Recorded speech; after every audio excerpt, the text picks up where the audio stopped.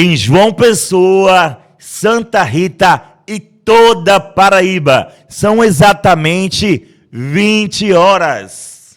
A partir de agora, na sintonia da 100.5, a FM Líder, o programa que chega para sacudir o horário nobre.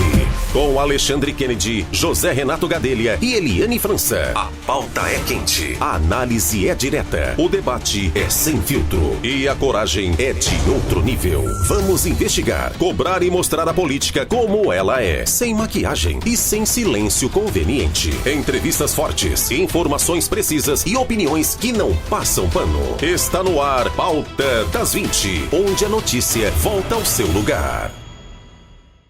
Alexandre Kennedy, estabelecendo a verdade dos fatos. E é isso mesmo. Hoje, sexta-feira, nós iremos restabelecer a verdade dos fatos de toda a semana. Boa noite, José Renato Gadelha. José Renato Gadelha. Informação só tem valor quando é precisa. Boa noite, Alexandre Kennedy. Boa noite, Paraíba. Pois é, Alexandre, a semana foi quente, tanto na Paraíba, mas principalmente em Brasília, né? Vamos fazer uma apanhada aí do que é que aconteceu tanto na Paraíba quanto nacionalmente na política. Isso mesmo, José Renato. Uma semana extremamente movimentada em todo o Brasil, na política do nosso país, nos 223 municípios da Paraíba, mas também em todos os estados brasileiros e principalmente na nossa capital federal. Você quer começar pela capital federal ou pela Paraíba? Pauta das 20, onde a notícia volta ao seu lugar. Quem decide é você, José Renato. Eu estou pronto para começar o jogo. Então vamos começar nacionalmente, né? Que o bicho pegou fogo lá em Brasília, com essa semana aí da possível dosimetria de Bolsonaro. Se caçavam Zambelli, se caçavam Glauber, né? O negócio foi pesado lá. Inclusive, falando sobre Bolsonaro, o presidente Lula, disse que Bolsonaro tem que pagar e avalia vetar a redução da pena de Bolsonaro. O que é que você acha? José Renato Gadelha, foi uma semana muito movimentada na capital federal. O Brasil assistiu perplexo a toda negociata que aconteceu nos bastidores do Congresso Nacional. A Câmara Federal votou na madrugada, durante esta semana, a dosimetria, que é uma anistia reintitulada, redimensionada, com um novo nome, uma nova roupagem, mas vem aí justamente como um salvo-induto a quem cometeu atos golpistas, participou de uma trama golpista contra o Estado Democrático de Direito. Eu espero que o Congresso Nacional, e aí envolvendo a Câmara Federal, o Senado Federal, possa reanalisar todo esse processo, porque, como eu já falei durante essa semana, José Renato, isso não acontece com qualquer pessoa, não acontece com o seu João, que mora lá na Serra de Teixeira, não acontece com Dona Maria, que mora lá em Salgado de São Félix, ou em Pilar, ou em Itabaiana, ou em Maria, ou em Sapé, ou em Santa Rita, ou em João Pessoa. O Congresso só se reúne para passar pano quando é para figurões da política brasileira. E nós, enquanto voz da população, voz da sociedade, tô rouco, então fazer uma analogia à voz rouca das ruas, não podemos passar pano para este tipo de situação. Estamos aqui justamente para analisar, ver que tudo isso não passou, na minha opinião, como diz o amigo jornalista aqui da Paraíba, pelo sim ou pelo não. Esta é a minha opinião. Então tudo isso não passou do que eu conversei hoje com um amigo meu, José Renato Gadelha, Paraíba. Conversava hoje com ele e analisávamos o seguinte: até de dentro, nisso você tem que tirar o chapéu e tem que reconhecer. Até de dentro da sala, da cela, Bolsonaro ainda deu a narrativa da política brasileira essa semana. Mesmo sem WhatsApp, mesmo sem redes sociais, Bolsonaro deu pauta para toda a política, para o Congresso e para os principais jornais e também os que não são os principais, para todos os jornais, para a imprensa brasileira. Bolsonaro chama o filho, Flávio é o 01, É o 01, Flávio Bolsonaro. Então, Bolsonaro chama o 01 dele e diz: 01, vem aqui, 01. Você vai fazer um jogo de cena. O Centrão não está querendo votar a anistia, não. Você não vai deixar seu pai mofar na prisão. Então, vamos botar pressão aqui, porque a gente sabe que quando se coloca um candidato, só a perspectiva de uma possível disputa eleitoral já mexe na economia, já mexe na bolsa de valores, já faz com que os banqueiros, os grandes empresários possam oscilar as suas fortunas, né? Só corrigindo, é Flávio que é o 01, que foi que... Foi chamado. Foi porque você falou Eduardo, só corrigindo. Eu falei Eduardo? Foi. Pois foi Flávio Flávio Bolsonaro, o 01. Eduardo Dudu é o que está lá nos Estados Unidos, refugiado, né? O refugiado. Vamos lá falar de Flávio Bolsonaro e de Bolsonaro. Bolsonaro chama o 01 dele, aí diz: filhinho, tu vai dizer que é candidato para pressionar o Centrão, porque só assim o Centrão acorda para me tirar daqui, porque, eu não tenho como ficar aqui, eu não posso ficar. Então ele vai lá, chama o 01 para o 01 fazer o que ele quer e tirar ele lá de dentro. Qual a forma? Dizer que Flávio Bolsonaro é candidato a presidente da República desse jeito. Escanteia, tira de cena a candidatura de Tarcísio, governador de São Paulo, à presidência da República. E aí o Centrão, que é quem comanda Brasília, se viu em apuros e disse: precisamos agir. Aí, segundo também outros analistas, inclusive Julian Lemos, ex-deputado federal. Vou ler aqui enquanto nós estamos apresentando o programa Pauta das 20 e reanalisando todo o cenário político. Agora podemos dizer que foi uma grande sacada e jogada de Bolsonaro, né? Sem dúvida nenhuma. Ele sempre foi um bom marqueteiro. Inclusive, quando ele era deputado e ele falava para um nicho, era aquele nicho que queria ouvir sobre ditadura, que queria ouvir sobre Ustra, que queria ouvir sobre perseguição a classes.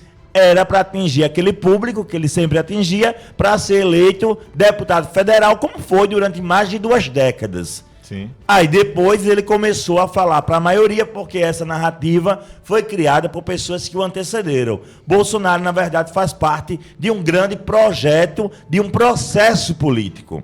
Então, segundo Julian Lemos, que postou em suas redes sociais esta semana, ele fala: escuta bem, José Renato e Paraíba, como você vai se sentir quando perceber que tudo isso foi um teatro? O julgamento à anistia, com o nome de dosimetria, as costuras entre Temer, Supremo e Congresso, e ainda podendo ser sancionada por Lula. Nada disso surpreende. O sistema controla o roteiro e também você. Como diria Capitão Nascimento, o sistema é pi, parceiro. É desse jeito, José Renato. E ele ainda diz mais. Quando você entende que tudo isso não é política, é roteiro. Ministros negociando com deputados. Centrão alinhando. Temer costurando. Congresso acelerando. Supremo acompanhando. E o país assistindo como se fosse um processo técnico. A verdade é simples. As massas acreditam na peça. Os bastidores escrevem o final. Enquanto o povo briga, o sistema se ajusta e o teatro segue. Não existe mais o certo e o errado. Só está dentro e está fora. Só existe quem está dentro do sistema e quem está fora do sistema. Não tem aquela música? Quem está fora quer entrar e quem está dentro não quer sair? E enquanto isso, tem o cidadão e a cidadã que está totalmente fora, às margens da sociedade, precisando de direito à educação, à saúde, ao esporte, ao lazer, à cultura, à dignidade da pessoa humana. Quantos senhores e senhoras não nos escutam pelas suas casas nesta noite e não tiveram a condição de oferecer um pão, uma janta digna para o seu filho e para a sua filha? Uma coisa, vamos lá. Se Lula tentar vetar, mas não conseguir, o que é que você acha que vai acontecer? Se Lula tentar vetar o projeto que foi votado pela Câmara Federal, primeiro, Zé Gadelha, a gente tem que discutir se o Senado vai aprovar. Sim. Eu, particularmente, acredito que o Senado Federal pode corrigir, porque Temer, isso aí quem traz é o ex-deputado Júlia, e ele entende porque viveu os bastidores de Brasília, esteve lá presente, e a gente também compreende, enquanto pessoas que pensam, que raciocinamos, o povo também pode entender e entende perfeitamente. E vai cobrar, né? Que Temer ainda está por trás de tudo isso. Temer era o vice de Dilma Rousseff. Foi Temer que criou a narrativa Deus, Pátria e Família. Isso foi citado pelos deputados federais no processo de impeachment da ex-presidente Dilma Rousseff.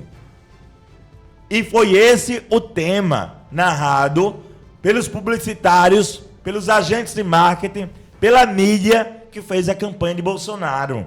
E foi esse tema que segurou o mandato de Bolsonaro por 4 anos. Religião. O nome da pátria, o nome de Deus, e falando dos valores morais, onde, na verdade, o Brasil continuava mergulhado na imoralidade. Porque imoral, na verdade, é nós pararmos para ver tudo isso. Estamos gastando o nosso tempo vendo o nosso país caminhar para o naufrágio administrativo e político, onde os atores e tudo isso, e aí eu não quero, nesse momento, ser de direita nem de esquerda, eu não quero ser político, nem ser um jornalista que tome posição nesse momento, mas eu quero agora, acima de tudo, tentar ser o quanto mais humano possível e dizer que, infelizmente, independente de lados, de direita ou de esquerda, quem está pagando o preço é o povo pobre deste país, é quem está nas favelas, nas comunidades, na zona rural. Ainda existe, José Renato, e sua família vem de um sertão forte, corajoso, mas que enfrentou muitas batalhas ao longo da vida. O povo sertanejo sabe o que eu estou falando, você sabe o que estou falando. Você sabe o que é você acordar muitas vezes sem saber se você vai ter água na torneira para poder cozinhar o alimento, do que adianta muitas vezes você ter até o alimento e não ter a água. E às vezes não tem nenhum dos dois.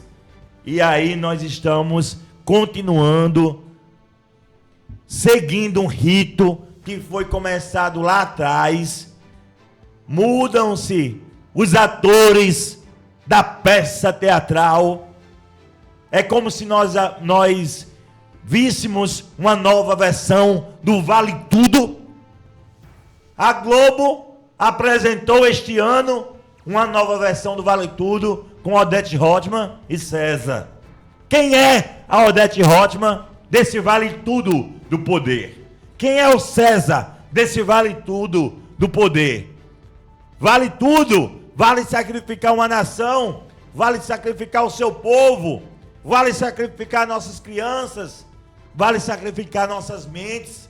Será que nós iremos caminhar para a insanidade física, mental, espiritual, levando o povo a um calabouço frio, sombrio, da imundície dos bastidores do poder? Isso me envergonha, isso me noja, isso me faz, neste momento, sou brasileiro com orgulho, mas neste momento tenho vergonha dos brasileiros que estão no poder do nosso país. Mas vamos lá, vamos fazer uma projeção futura. Lula afirmou que não gosta de dar palpites em assuntos de outro poder, mas que se o Senado aprovar, ele está pensando em vetar. Se ele não conseguir, se ele tentar e não conseguir vetar, como é que você vê a situação do presidente após um fato desse? Olha, eu, José Renato, sou muito sincero a você, eu não posso ser taxado de ser lulista, não. Não, você está fazendo uma análise política, simples e crua, Eu sem lado. estou preparando a introdução da minha fala. Tá certo. Tenha calma. Eu não posso ser acusado de ter lado político, pois eu votei em Lula, além dessa última eleição que ele participou, no segundo turno da eleição de 2002. Apenas no segundo turno da eleição de 2002. Por questões religiosas à época, eu votei em 2002 no primeiro turno em Garotinho. Foi candidato à presidência da República pelo PSB. Garotinho, que a única coisa que ele não é garotinho. Justamente, a única coisa que ele não era garotinho e não é até hoje, mas nós entendemos que muitas vezes somos levados como massa de manobra e eu acho que é importante a gente reconhecer os erros do passado para poder preparar um futuro melhor.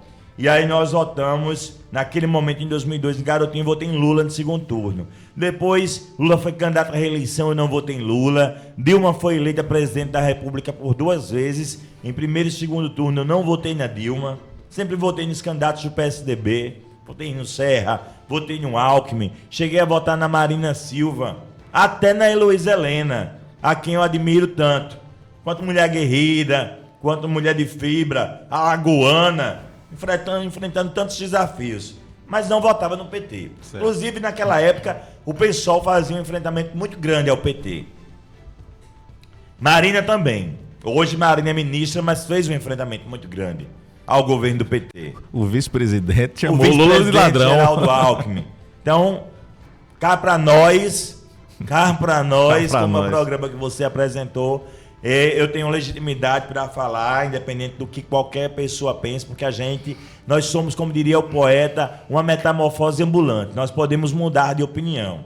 E eu só vinha votar em Bolsonaro, perdão, Deus me livre, vai para lá. Eu só vim votar no PT quando Bolsonaro foi candidato a presidente da República.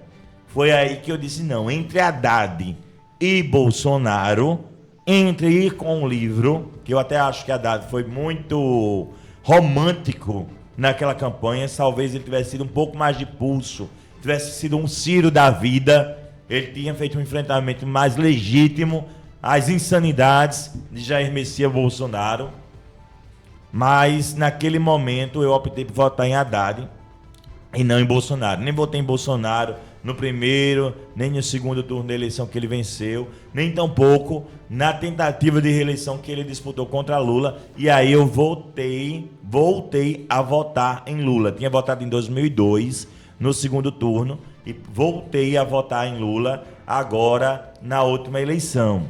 Então, analisando toda essa construção, eu entendendo que não tenho uma linha ideológica tão extremista, mas que se aproxima até mais do centro, em alguns momentos, dos meus votos, do que da própria esquerda ou da própria direita, eu posso dizer com legitimidade que o que eu acredito que Lula está fazendo, por mais eleitor de Lula, neste momento que eu seja, eu posso dizer que é importante que eu diga, porque é melhor dizer do que ficar negando o que o é.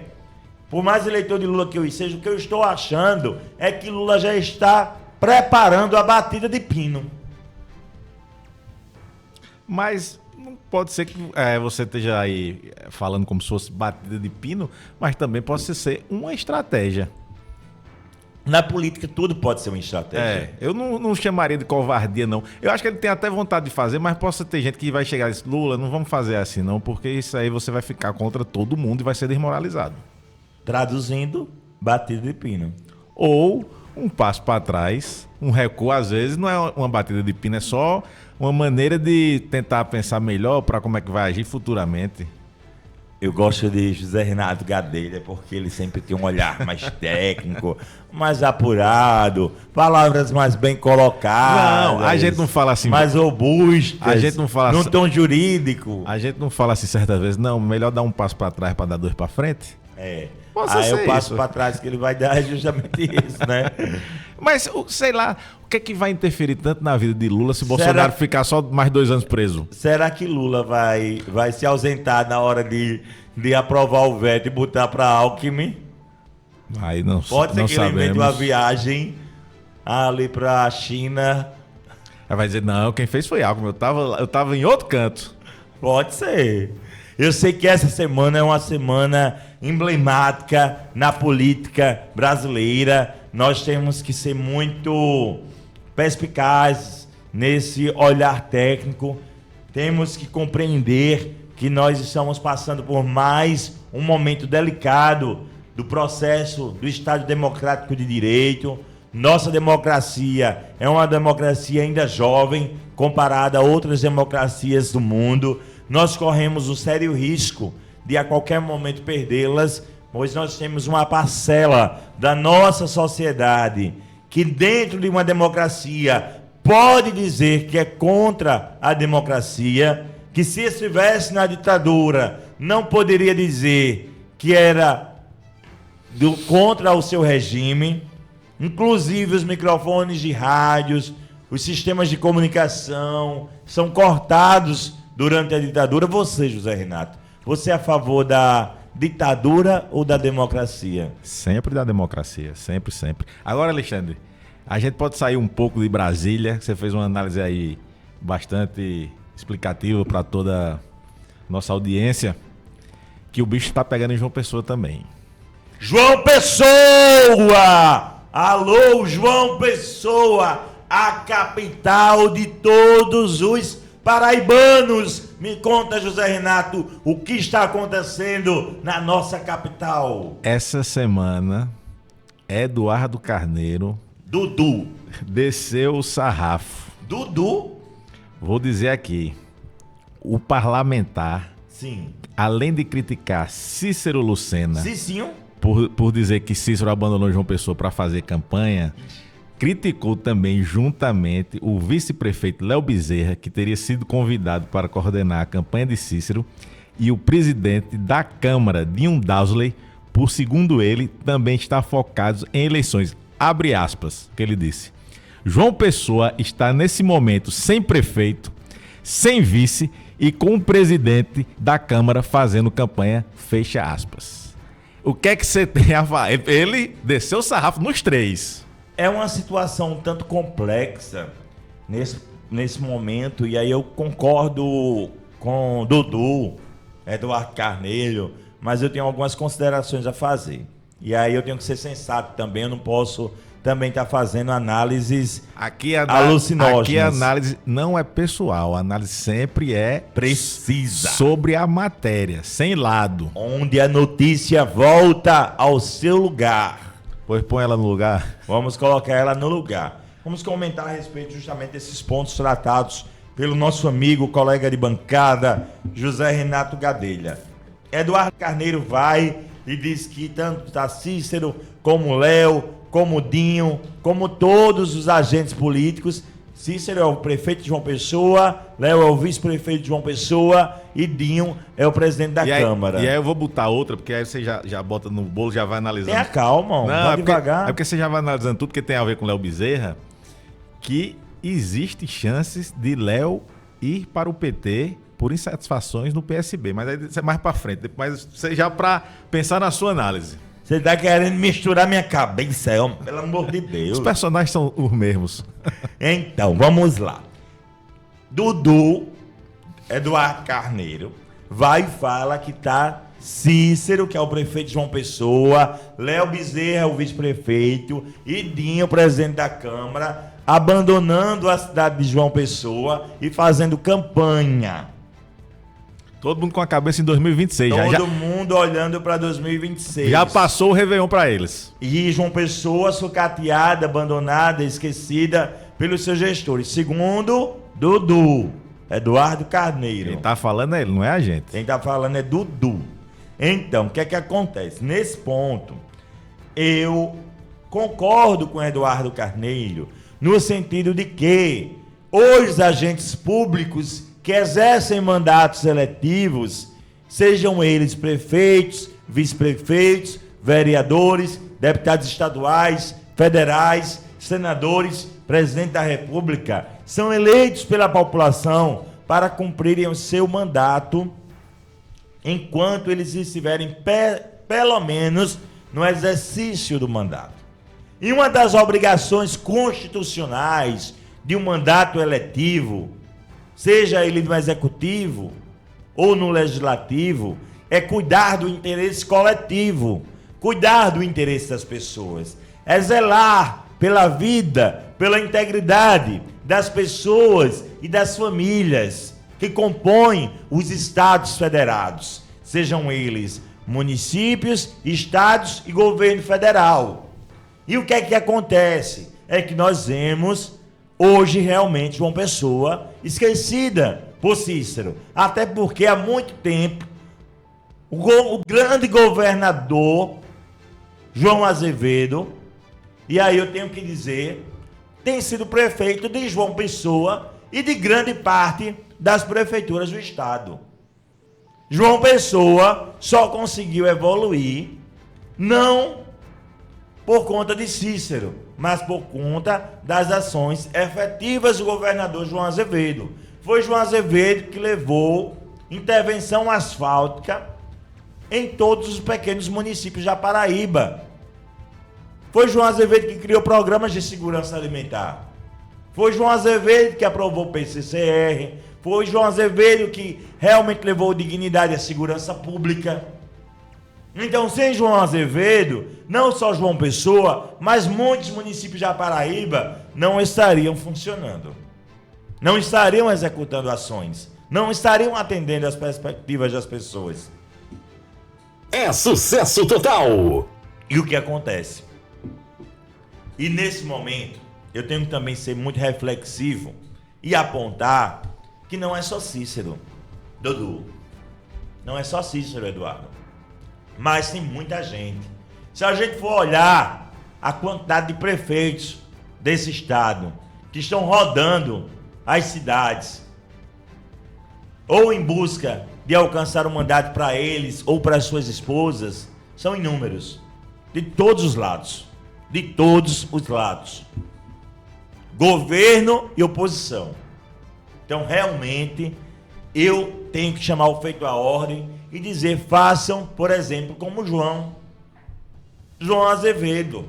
João Azevedo naturalmente é candidato ao Senado Federal. Não precisa nem dizer, tá espalhado nisso aos 4 ventos, né? É o primeiro colocado em todas as pesquisas, passa de 70 pontos percentuais. A cada 10 paraibanos, 7 pretendem votar em João Azevedo para o Senado. Pesquisas amplamente divulgadas. Mas quando o João é perguntado, ele diz, por que vocês estão apressados? Deixa a eleição para o ano que vem. As poucas posições que João tem dado publicamente, ele tem sido praticamente forçado, provocado pelos políticos, pela classe política e pela classe da comunicação paraibana. Mas ele tem evitado. O próprio vice-governador Lucas Ribeiro, que sempre teve um perfil mais tranquilo, mais sensato, mais até calado, Lucas, ele tem evitado.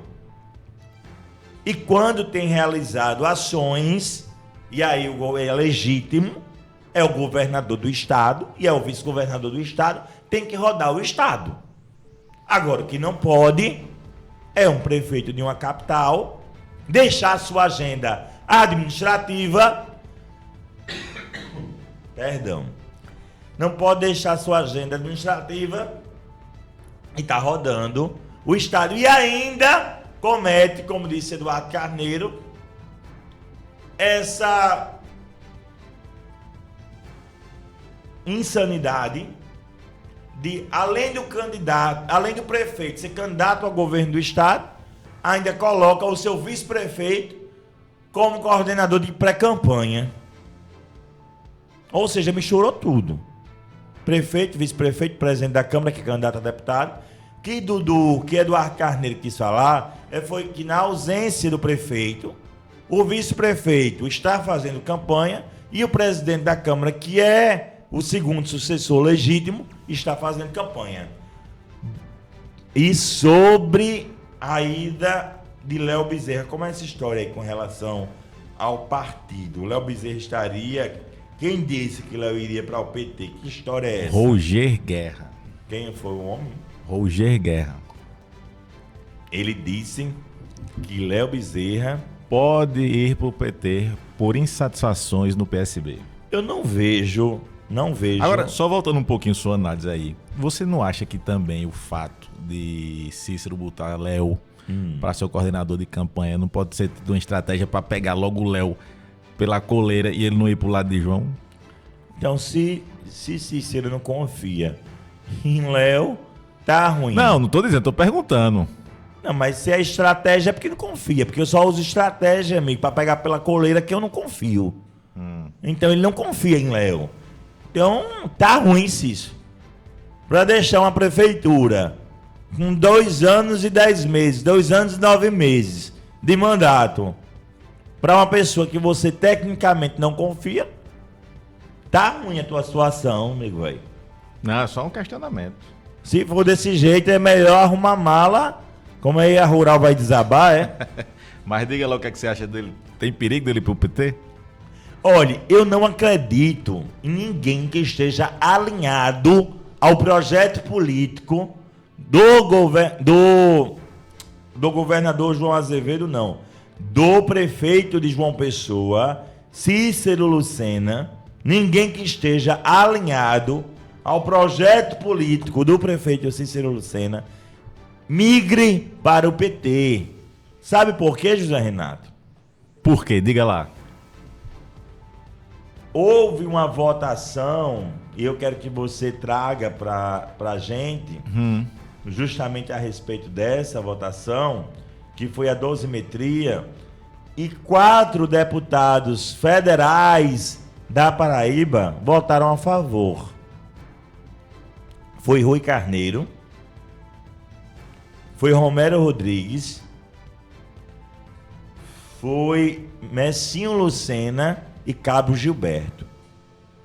Ou seja, se Cícero estivesse sentindo que teria espaço no PT, o filho dele não iria colocar a cara e votar contra a pauta principal que incomoda, se não o PT em sua direção nacional, mas o PT em sua militância.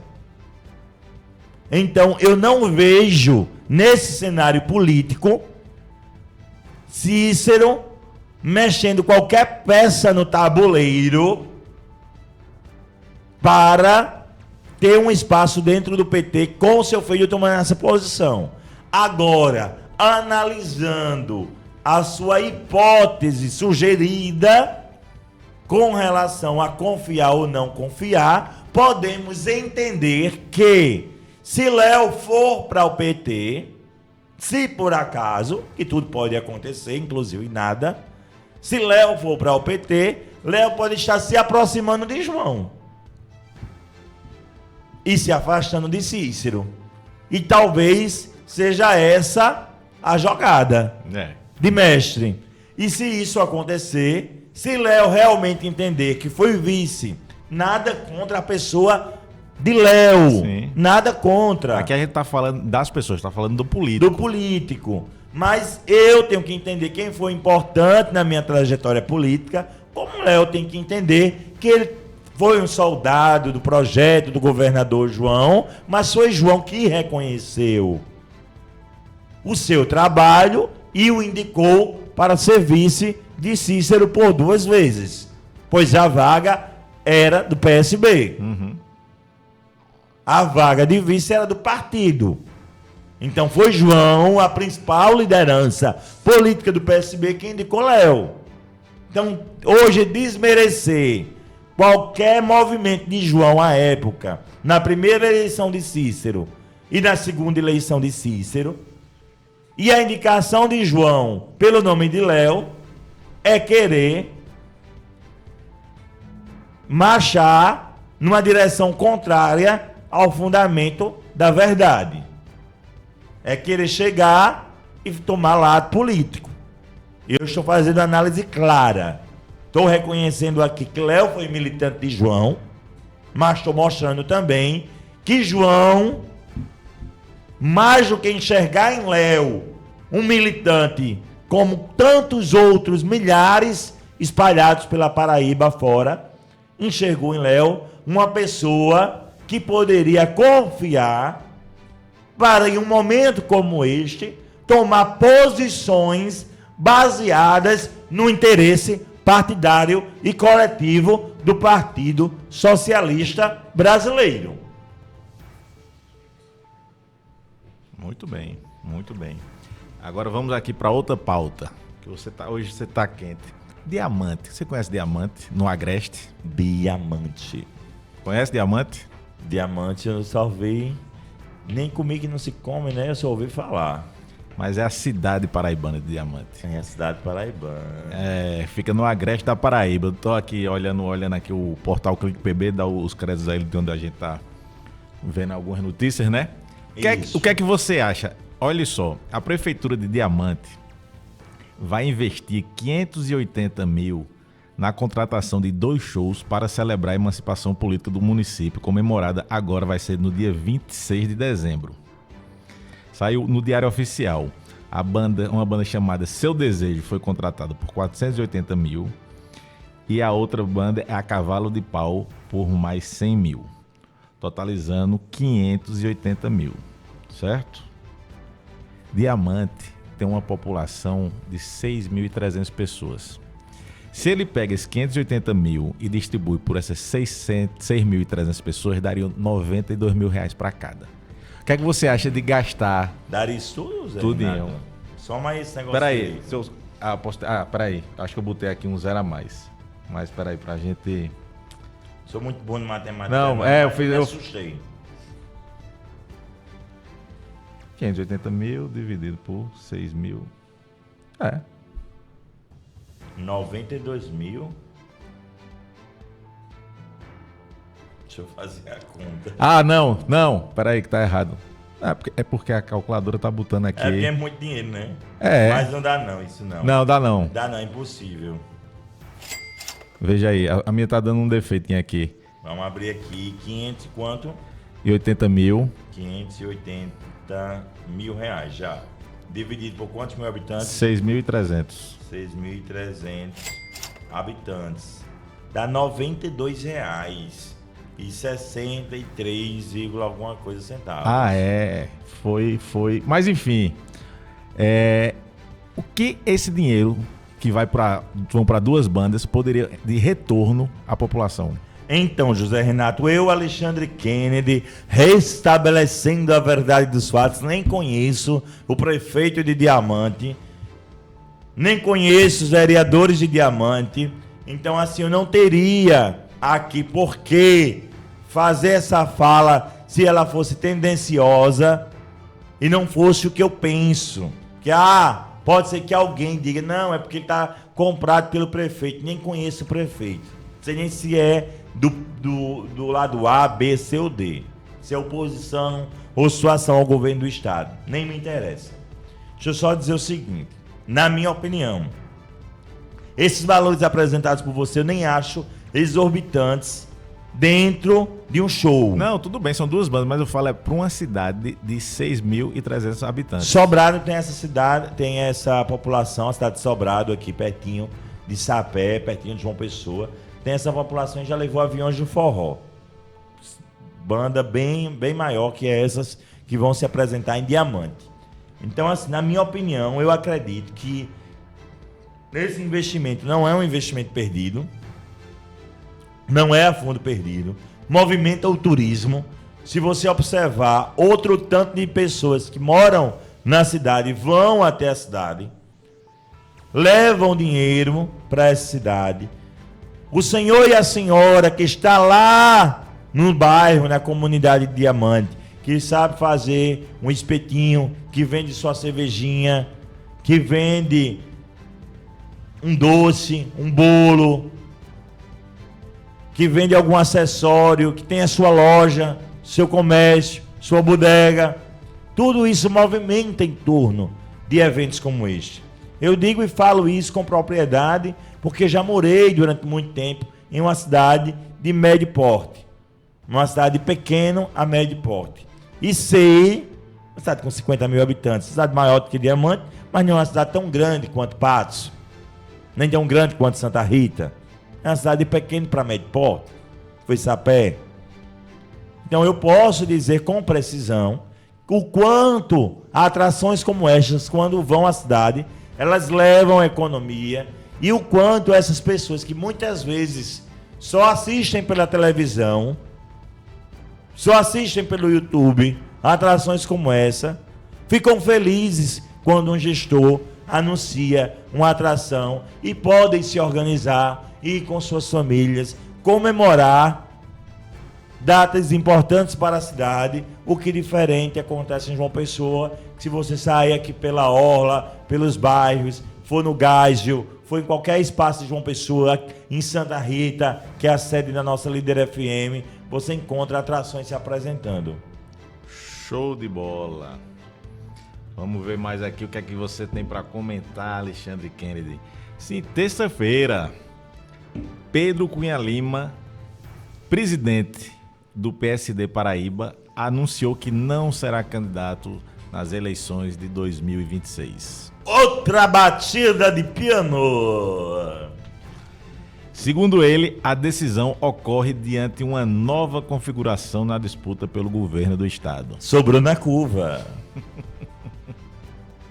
Não tinha apoio de ninguém. Nem da família. Você agora foi rápido e rasteiro, né? Tem que tocar violão e estudar. Ele disse que vai fazer um mestrado. É melhor. Para quem não tem voto, é bom estudar. Agora, voltando para Brasília. Você gosta tanto de comentar. Câmara dos Deputados mantém mandato de Carla Zambelli. Mantém mandato de Carla Zambelli e queria tomar o mandato de Braga. Aplicou alguma sanção ao mandato de Zambelli? Até agora não. Agora eu acho interessante. Vamos Inclusive, lá. o Glauber vai levar uma suspensão de 6 meses, né? E Glauber, ele está na Câmara. Ele está indo para a Câmara. E Zambelli, ela está presa. Eu não quero julgar Zambelli pelo fato dela ter pego uma arma que, na minha opinião, foi truculento, foi hostil, foi incondizente com o papel que ela exerce enquanto deputada federal. Pelo menos exercia, porque hoje ela não exerce papel nenhum, a não ser de presidiária italiana. Braga está indo para lá. E Zambelli e Dudu Bolsonaro, o Eduardo, eles estão fora do Brasil. Dudu nos Estados Unidos, de férias. Olê Mickey. Olá, Mickey. Na Disney. Porque Trump ele não vê nem pela televisão. Essa conversa que ele é amigo de Trump, Trump, é tudo mentira. Trump nem de Bolsonaro fala mais. Trump tá nem aí. Sem mandato. Sem mandato, sem moral. Não interessa a economia americana. Se não interessa a economia americana, passa longe. Se Lula já conversou com Trump e já se entendeu para rolar finanças e produtos, bens e serviços de um país para o outro, oferecendo lucros aos países, é o que interessa as duas nações. Quem está fora do mandato, como disse meu amigo José Renato Gadelha, não apita em canto nenhum. Não.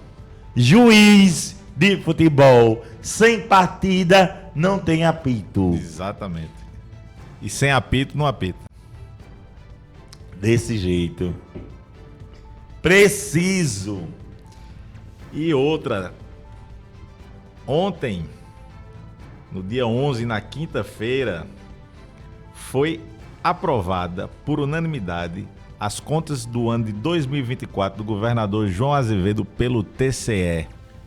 É nesse momento que eu digo, vale a pena fazer a coisa certa. Vale a pena seguir o caminho do bem. Vale a pena servir a população. Tá aí um grande exemplo de gestor público. Governador João Azevedo. João Azevedo, isso, um grande gestor público, o governador João Azevedo. João Azevedo, que foi professor do Instituto Federal da Paraíba, é professor, porque quem é professor não deixa de ser. Ele está governador, mas ele é professor do Instituto Federal da Paraíba. João Azevedo, que foi secretário, inclusive, de Bahia, secretário municipal de Bahia, foi secretário da Prefeitura de João Pessoa, foi secretário do governo do estado e hoje está no seu segundo mandato de governador. É o homem que mais trabalhou pela Paraíba nas últimas 3 décadas. É o governador que mais foi diplomático nas últimas 3 décadas desse estado. Se houve um homem diplomático à frente do Palácio da Redenção, se chama João Azevedo Lins.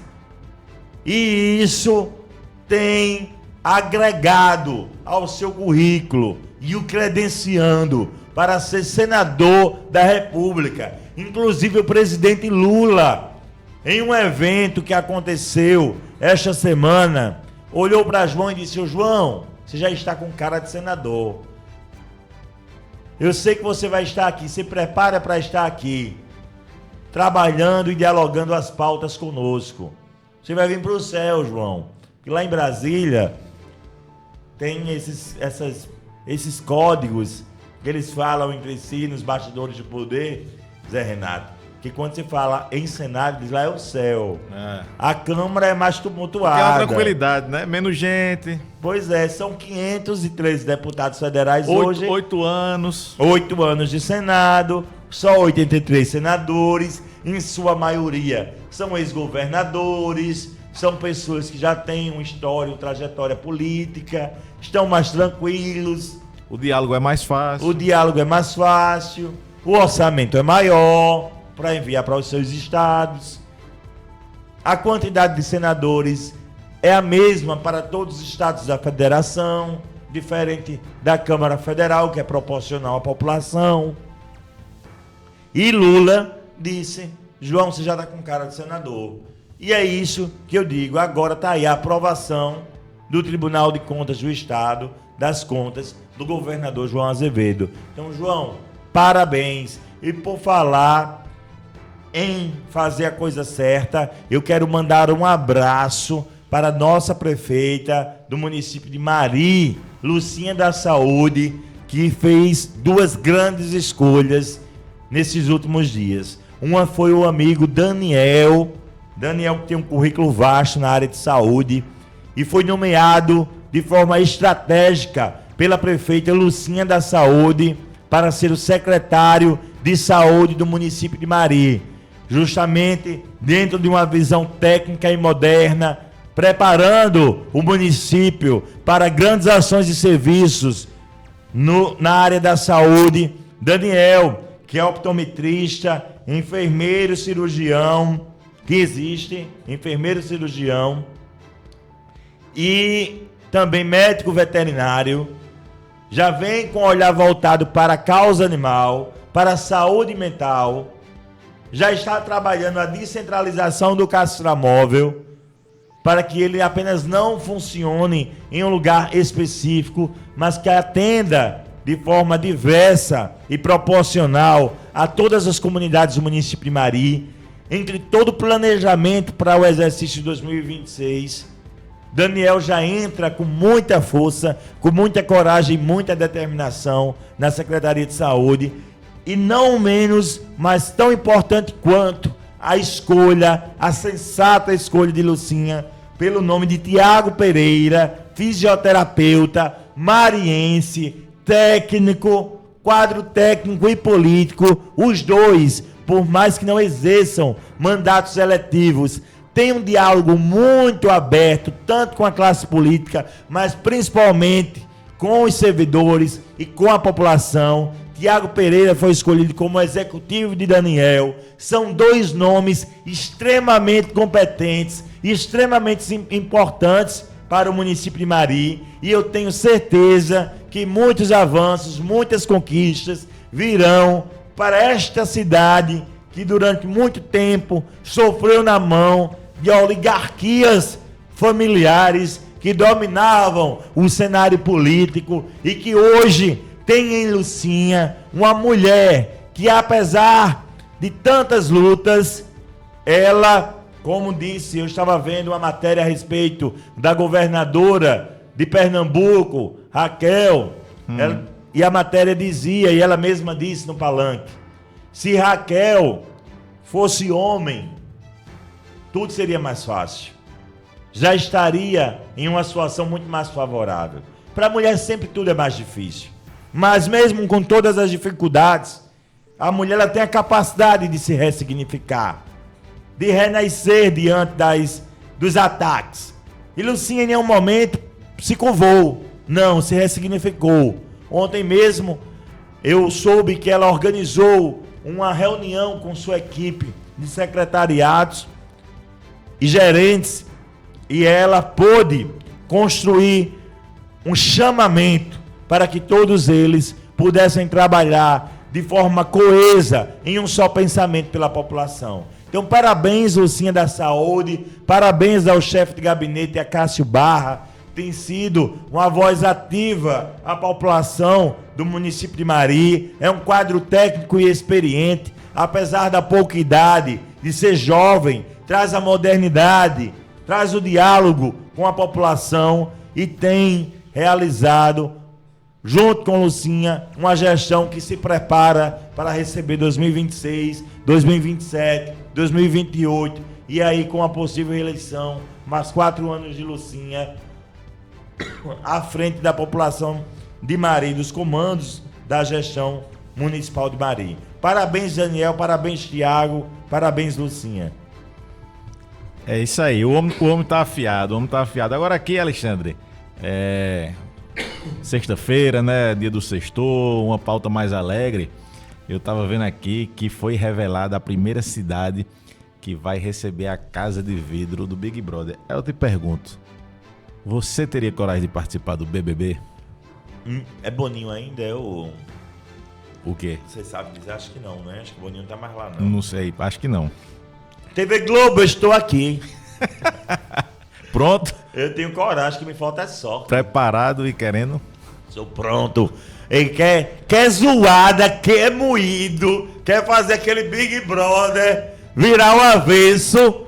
Leva Alexandre Kennedy. Leva cá pro BBB. Tu ia arrumar confusão, não ia não? Tu acha? Não sei. Não sei. Só não posso chegar lá tossindo, né? Verdade. Tem que manter a pose. Depois que tomar umas lá dentro das festas aí... Eu sou crente, não posso beber. E outra notícia aqui que sexta-feira, né, dia do filmezinho, com a namorada e tal, com a esposa, O Agente Secreto. Filme com Wagner Moura, nosso Capitão Nascimento, é eleito o filme do ano pelo The Hollywood Reporter. Não sei se, como diria a história, todos os caminhos levam a Roma, mas no momento que a anistia é aprovada na Câmara Federal, com o nome de dosimetria, quem está em cartaz é o filme O Agente Secreto. Quem foi o agente secreto da anistia de Bolsonaro, intitulada pelos aprovadores desse fatídico dia? Quem foi o agente secreto? Quem foi? Michel Temer. É o vampiro, né? Pelo jeito, o vampiro, o Conde Drácula de Brasília, continua saindo para perseguir os seus algozes. E o filme Agente Secreto é passado na época da ditadura, né? Tem a ver com a ditadura. Nunca é coincidência. Não, jamais. E Wagner Moura, a gente sabe que ele... Se ele puder estar falando mal da ditadura, ele em filme, em entrevista, ele tá fazendo, né? Vou me juntar com Wagner Moura. Você vai fazer um filme da pesada. E aí, Alexandre? Sim, vamos falar, não podemos esquecer, o programa já, infelizmente, está chegando já quase ao fim. Não podemos deixar de dizer quem oferece o programa Pauta das 20. Nós temos, se você tiver com problema, com qualquer dificuldade, precisando de uma avaliação nos seus olhos, tão importante que a nossa visão, eu conheço, eu aprovo, eu recomendo.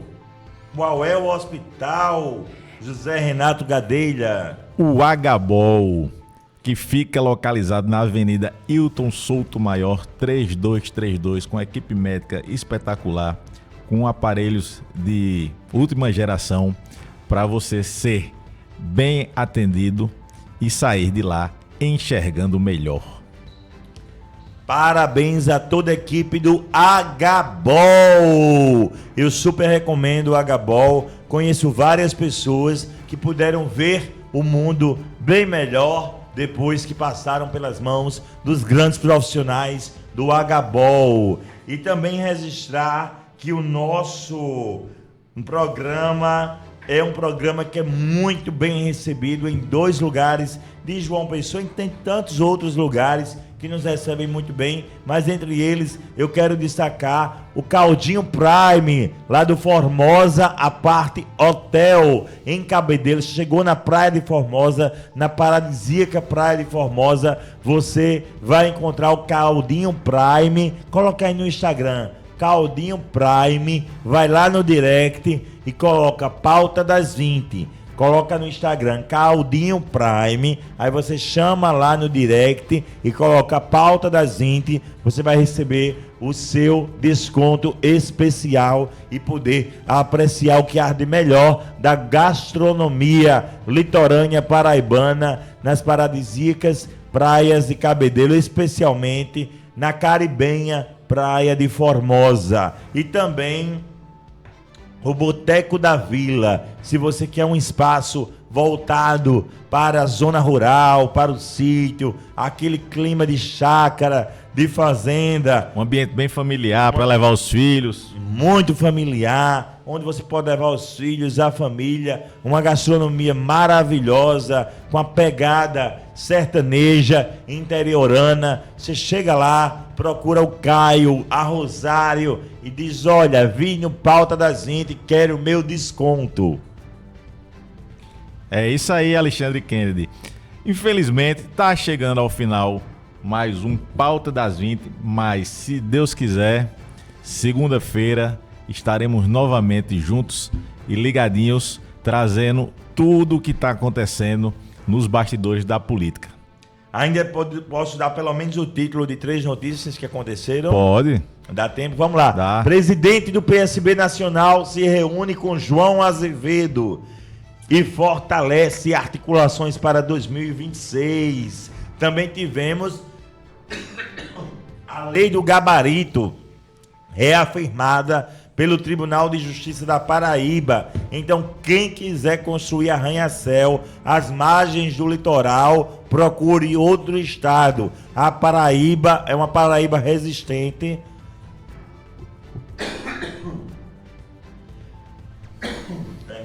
É tosse. Ao vivo é assim mesmo. Procure outro estado, porque a Paraíba é uma Paraíba resistente. e a Paraíba não aceitou arranha-céu, porque o nosso litoral é bonito de se ver, é um litoral que é para todos, não apenas para os que querem e possuem condições de morar à beira-mar. E hoje nós queremos justificar ao final do nosso programa desta sexta-feira a ausência da nossa amiga Eliane França, que está em outras atividades externas, mas volta conosco na próxima segunda-feira, trazendo o seu olhar feminino e encantador, respeitoso e crítico a respeito dos temas políticos do nosso estado. E estamos encerrando nessa sexta-feira o nosso programa Pauta das 20, pela rádio Líder FM 100.5. E por falar na Rádio Líder, um grande abraço a toda Santa Rita, em nome dos amigos Osmar, Raquel Maroja, Henrique Maroja e a eterna deputada Estefânia Maroja. Um abraço, José Renato. Boa noite. Boa noite. Bastidores do Poder. O que ninguém quer dizer, a gente revela. Pauta das 20.